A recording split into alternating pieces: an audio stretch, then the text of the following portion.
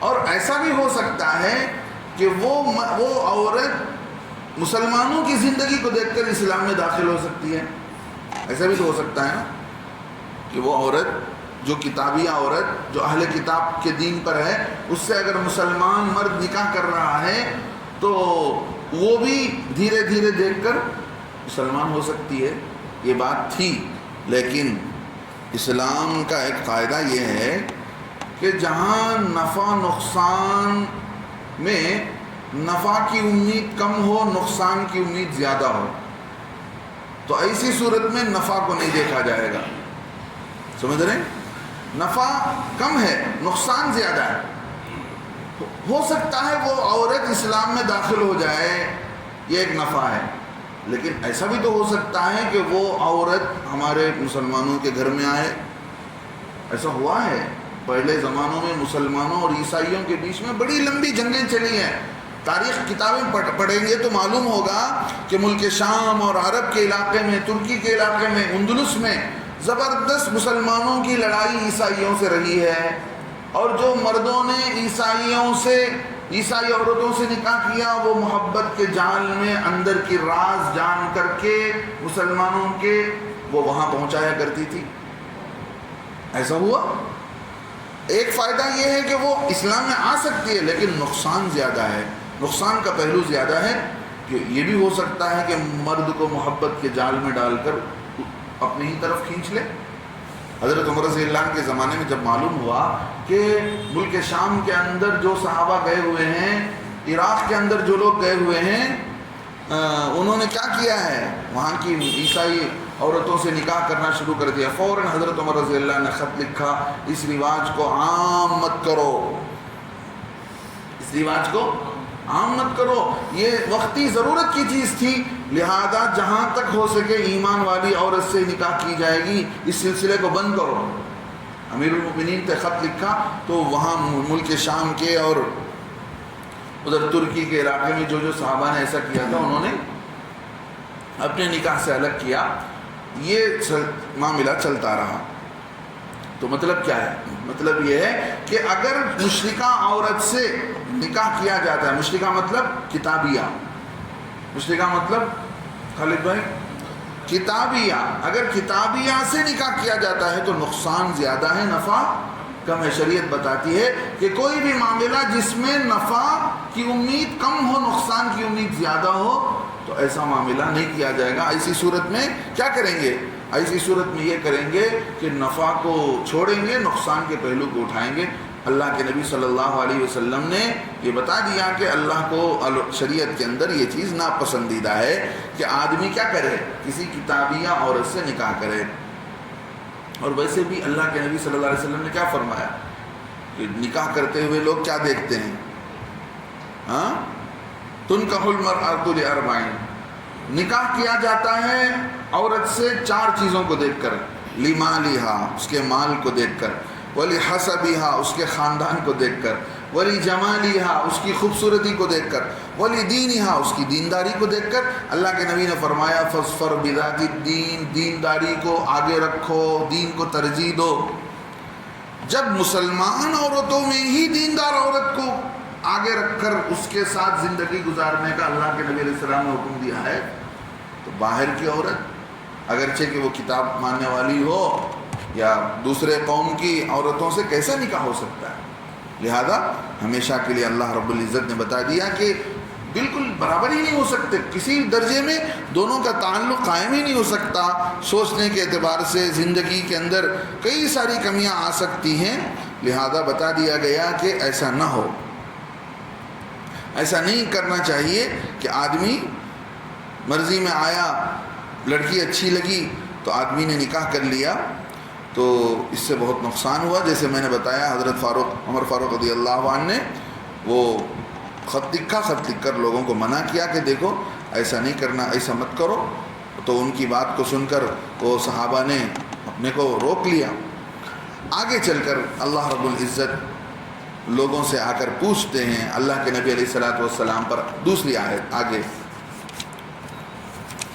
وَيَسْأَلُونَكَ عَنِ الْمَحِيضِ، اے نبی علیہ الصلوۃ والسلام، لوگ آپ سے آ کر حیض کے متعلق پوچھتے ہیں. عورت کو اللہ نے اس کی طبیعت کے اندر، اس کے نیچر میں، اس کے مزاج کے اندر اللہ نے یہ رکھا ہے کہ اس پر کچھ پاکی کے ناپاکی کے ایام آتے ہیں جس میں خون بہتا ہے۔ اب لوگوں نے آ کر پیارے آقا صلی اللہ علیہ وسلم سے اس کے متعلق پوچھا کہ آپ بتائیے، کہ لوگ آپ سے آ کر پوچھتے ہیں کہ حیض کے متعلق پوچھتے ہیں، آپ کا کیا کہنا ہے؟ وَيَسْأَلُونَكَ عَنِ الْمَحِيضِ، اللہ کے نبی علیہ الصلوۃ والسلام نے فرمایا وَيَسْأَلُونَكَ، اور لوگ آپ سے آ کر پوچھتے ہیں عن المحیض، حیض کے متعلق، قل، اے نبی صلی اللہ علیہ وسلم کہہ دیجئے، ہوا اذی، وہ گندی چیز ہے، وہ ناپاک چیز ہے۔ اب اللہ کیا فرماتے ہیں؟ فَاعْتَزِلُوا النِّسَاءَ فِي الْمَحِيضِ، حیض کے دنوں میں عورتوں سے دور رہو۔ اعتزال کے معنی الگ ہو جاؤ عورتوں سے حیض کے ایام میں۔ آگے فرمایا وَلَا تَقْرَبُوهُنَّ، تم ان کے قریب بھی مت جاؤ، حَتَّى يَطْهُرْنَ، جب تک کہ وہ پاک ہو جائیں، یہاں تک کہ وہ پاک ہو جائیں، ان کے ایام گزر جائیں۔ عورت کے الگ الگ عورتوں کے مزاج کے حساب سے، کسی پر 6 دن، کسی پر 7 دن، 10 دن، 8 دن، الگ الگ مزاج کے حساب سے ناپاکی کے ایام ہوتے ہیں۔ اللہ رب العزت فرماتے ہیں فَإِذَا تَطَهَّرْنَ، جب وہ پاک ہو جائیں، فَأْتُوهُنَّ مِنْ حَيْثُ أَمَرَكُمُ اللَّهُ، تم لوگ ان سے ملاقات کرو جہاں سے اللہ رب العزت نے تمہیں حکم دیا ہے۔ اسلام نے آ کر بتایا کہ عورت سے کیسے ملا جائے، کب ملا جائے، کس راستے سے ملا جائے، سمجھ رہے ہیں؟ 3 باتیں ترمذی شریف کی روایت ہے، اللہ کے نبی صلی اللہ علیہ وسلم نے فرمایا من اتا حائضا، جو حائضہ عورت سے ملتا ہے، ومن اتا امرأة فی دبرها، جو پیچھے کے راستے سے اپنی عورت سے ملتا ہے، ومن اتا کاہنا، کل کی خبر نیک فال بتانے والے، کیا بولتے اسے، طوطا رکھ لے کر بیٹھتے نہیں، فال بتانے والے، جو فال بتانے والے لوگوں کے پاس جا کر خبریں نکالتا ہے کہ کیا ہوگا کیا نہیں ہوگا، ہماری تقدیر بتاؤ، ہاں؟ یہ 3 چیزیں۔ تو کون کون؟ جو حائضہ عورت سے ملاقات کرے، عورت سے پیچھے کے راستے سے ملے، اور کاہن کے پاس جا کر، غیب کی خبریں بتانے والے کے پاس جا کر معلوم کرے کہ بھئی یہ کیا ہے، یہ کیا ہے۔ اللہ کے نبی علیہ السلام نے فرمایا فَقَدْ كَفَرَ بِمَا أُنزِلَ عَلَى مُحَمَّدٍ، تو اس نے اس دین کو جھٹلا دیا جو دین کے محمد صلی اللہ علیہ وسلم پر نازل ہوا ہے۔ کتنا بڑا گناہ۔ 3 باتیں سمجھ رہے ہیں؟ اسلام نے بتایا کہ دیکھو حیض کے ایام میں، ناپاکی کے ایام میں نہیں مل سکتے، وہ بالکل دور رہو۔ اسی لیے اللہ رب العزت نے فرمایا کہ گندگی ہے تو اس سے دور رہنا پڑے گا۔ اور تیسری چیز اللہ نے بتا دیا کہ دیکھو جب وہ پاک ہو جائیں تو تمہیں اللہ نے جہاں سے آنے کا، جہاں سے ملنے کو تمہیں کہا ہے وہاں سے ملو۔ ان اللہ یحب التوابین، اگر کسی نے کسی سے غلطی ہو جائے تو توبہ کرے، استغفار کرے۔ ایسا ہو جاتا ہے، بہت سارے لوگوں کو معلوم نہیں ہوتا۔ ان اللہ یحب التوابین و یحب المتطہرین، اللہ رب العزت توبہ کرنے والوں کو توبہ کرنے والوں کو پسند کرتے ہیں، اور توبہ کرنے، اور اللہ رب العزت پاک لوگوں کو پسند کرتے ہیں، پاک لوگوں کو چاہتے ہیں۔ پاک لوگوں کا مطلب یہ ہے کہ ناپاک ایام میں، ناپاک دنوں میں عورتوں سے دور رہنے والے ہی پاکی کی طرف جانے والے ہیں۔ جن لوگوں کے پاس ایمان نہیں، جن لوگوں کے پاس دین نہیں، وہ کسی چیز کا خیال نہیں رکھتے ہیں۔ آج کل تو کئی سارے سائنسدانوں نے، اور جو عورت پر میڈیکلی طور پر جن لوگوں نے کام کیا ہے، انہوں نے بھی لکھا ہے کہ مینسس کے زمانے میں، عورت کی ناپاکی کے زمانے میں عورت سے دور رہنا چاہیے۔ میڈیکل بھی بہت نقصان ہوتا ہے، اور آنے والے بچے کس انداز میں پیدا ہوں گے، اندھے بھی پیدا ہو سکتے ہیں، اور بچوں کے رنگ میں بھی فرق پڑ سکتا ہے، کئی ساری چیزیں۔ اب دوسرا سوال یہودیوں کا یہ تھا کہ اگر عورت سے آدمی ملے، پیچھے سے نہیں مل سکتا، پیچھے کے راستے سے، اگر سامنے کے راستے سے ملتا ہے تو اگر وہ سامنے کے راستے سے کیسے ملے؟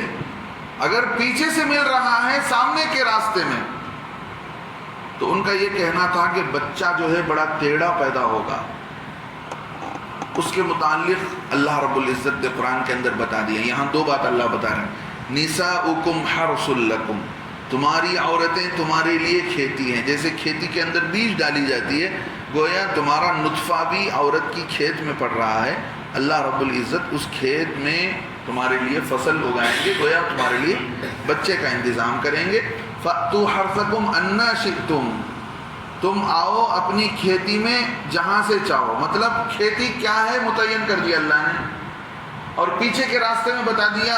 اللہ کے نبی علیہ السلام نے پیچھے کا راستہ ہے ہی نہیں ملنے کے لیے.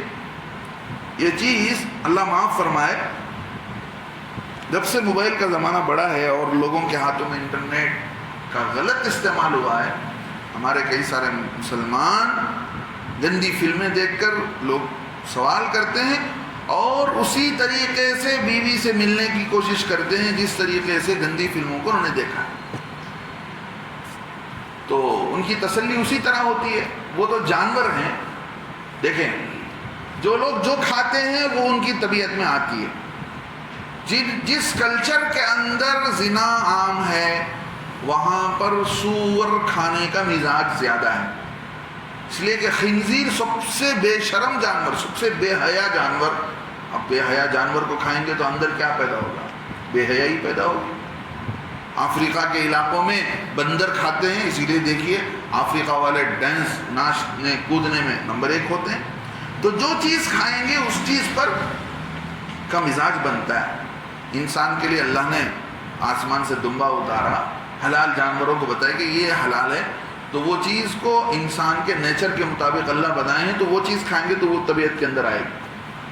تو وہ بے حیا لوگ ہیں تو وہ ناپاکی کے دنوں میں بھی ملیں گے، پیچھے کے راستے سے بھی ملیں گے. ایمان والوں کے بتا دیا کہ دیکھو کھیتی ایک جگہ ہے، یہاں پر تم اپنے بیج رکھو گے تو اللہ تمہارے لیے فصل کا انتظام کریں گے.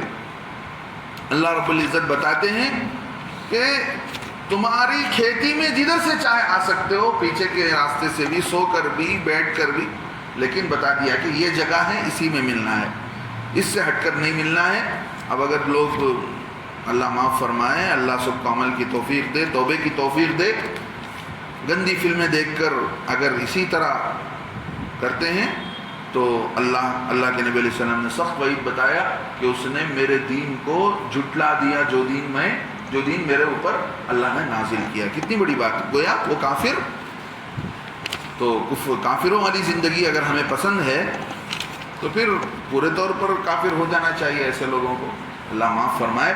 اللہ فرماتے ہیں دیکھو وَقَدِّمُوا لِأَنفُسِكُمْ، اور تم اپنے آپ کو آگے رکھو. سمجھ رہے ہیں؟ وَقَدِّمُوا لِأَنفُسِكُمْ، اور آگے کی تدبیر کرو اپنے لیے. آگے کی تدبیر کرو اپنے لیے، یعنی کیا مطلب؟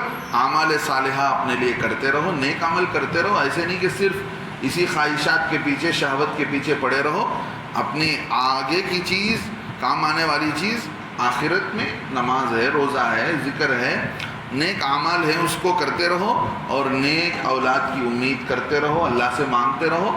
حضرت یحییٰ علیہ السلام کی دعا ہے، انہوں نے مانگا تھا رب لا تذرنی فردا وانت خیر الوارثین. باری تعالیٰ مجھے تو تنہا مت چھوڑ، تو بہترین وارث ہے، تو مجھے وارث بنا سکتا ہے، تو مجھے میرے لیے وارث پیدا کر سکتا ہے. تو آدمی صرف خواہشات میں مشغول نہیں ہونا چاہیے کہ آدمی صرف اسی میں لگا رہا ہے، خواہشات کو پورا کرنے میں، عورتوں کے پیچھے. اللہ فرماتے ہیں واتقوا اللہ، ڈرو اللہ سے، وَاعْلَمُوا، جان لو، أَنَّكُمْ مُلَاقُوهُ، تم اس سے ملنے والے ہو.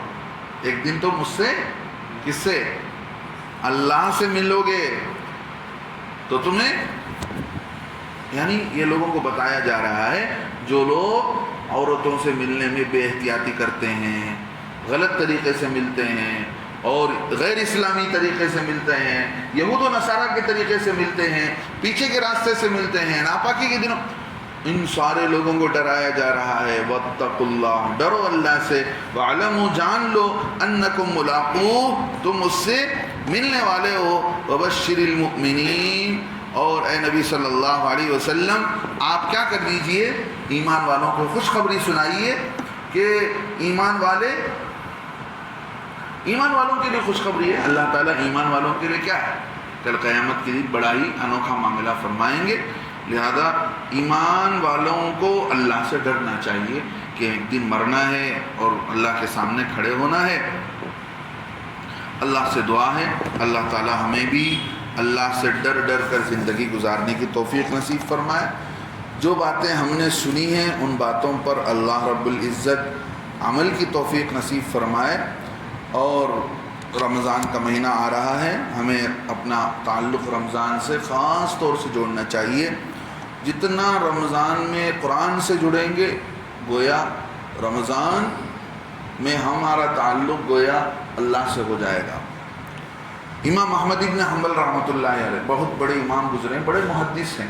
انہوں نے ایک مرتبہ خواب میں اللہ کو دیکھا, پوچھا باری تعالیٰ آپ کس چیز سے زیادہ خوش ہوتے ہیں کہ بندہ کون سی عبادت کرے جس سے آپ خوش ہو جائیں؟ تو فرمایا میرا بندہ جب اللہ میرے کلام میں قرآن کو پڑھتا ہے تو میں خوش ہوتا ہوں. تو خود قرآن کو پڑھنے کی کوشش کرنا چاہیے, اللہ رب العزت ہم سے خوش ہو جائے. رمضان کا مہینہ اسی سے تعلق رکھتا ہے, قرآن پڑھیں, قرآن کو سنیں. حالانکہ ایسی تفسیر کی مجلسیں رمضان میں زیادہ ہونی چاہیے. جو بھی ہوتے ہیں یہاں پر ان کے ذریعے سے ہر مسجد میں ہونی چاہیے کہ آج تراویح میں کیا پڑھا ہم نے, اس کا ایک خلاصہ بولنا چاہیے کہ یہ واقعات ہم نے سنا ہے, یہ باتیں ہمارے سامنے آئی ہیں. چونکہ اس مہینے کا تعلق قرآن سے زیادہ ہے تو قرآن کو سننا بھی ہے, قرآن کو سمجھنا بھی ہے اور قرآن پر عمل کرنا بھی, یہ ساری چیزیں ہیں. لیکن ایسا ہوتا نہیں ہے, لوگ اپنے کام دھندے میں مشغول ہوتے ہیں اور جتنا ہو لیا قرآن پڑھ لیے, تراویح میں آ کر سن لیے, سمجھتے ہیں کہ بھئی ہم نے بہت بڑا کام کر لیا. حالانکہ قرآن کو سمجھنا, قرآن کے ترجمے کو جاننا, تبھی جا کر ہمیں معلوم ہوگا کہ قرآن میں اللہ رب العزت نے کیا بتایا.